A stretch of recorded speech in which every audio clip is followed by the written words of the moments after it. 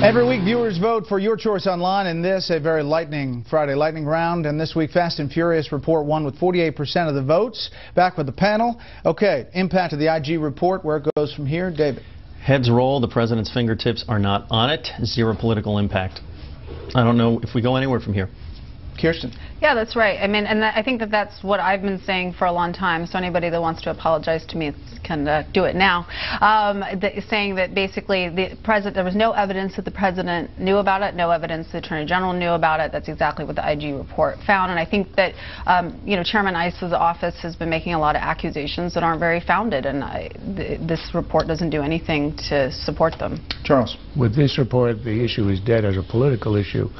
And right or wrong, merited or not, the ICE, all the time he spent on these investigations didn't yield anything. Politically, there might have been other areas that might have yielded more political benefit for the Republicans. Okay, Mitt Romney released his taxes today, at least 1 year, the 2011 taxes, according to that release. The effective tax rate was 14.1% for that year. It was investment income. He and his wife donated roughly a little bit more than $4 million to charity in 2011, nearly 30% of their income.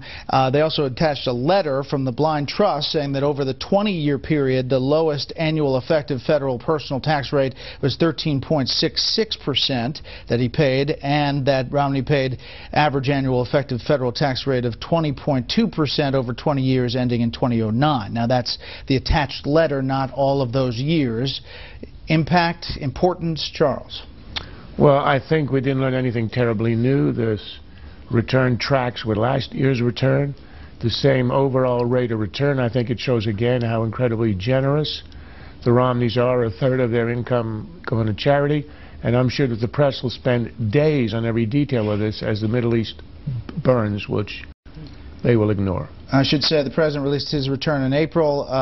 He had gross income $700,000, paid $162,000, about 20.5 rate, and he donated $172,000, 22%. Yeah. Okay, fair and balanced. Yeah. So the press is obsessed with the fact that he paid more in taxes, I guess, than he needed to. The Romney campaign says that's because he wanted to honor what he had said, that he would pay at least 13%. But in a debate, he had said anybody who pays more in taxes than they should have to pay shouldn't be president. So he's sort of getting beaten over the head with that right now, yes, as the Middle East burns.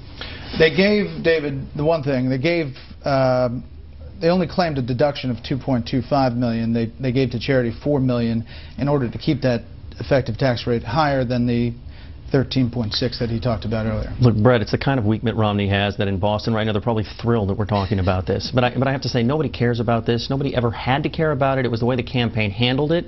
And so now 2011's out there. Look, everybody knows that they pay a lower effective rate right now because he's living off of investment income. This is not a big deal, and it won't change the race. Winner, loser this week? Washington Nationals are the winner. They're in the playoffs, first time a D.C. team since '33. And the loser are political pollsters because nobody knows what to think at this point. Kirsten. The loser is the media, which, as you reported earlier, 60% of the country doesn't trust them, nor should they. And they've just completely dropped the ball from beginning to end on the Middle East issue. Loser, Romney, because of the video when your running mate has to call you inarticulate as a way to defend you, you know you're in trouble. Okay, welcome back, Charles. Pleasure. That is it for the panel. Oh, by the way, congrats on your nationals. Stay tuned to see one awkward interview.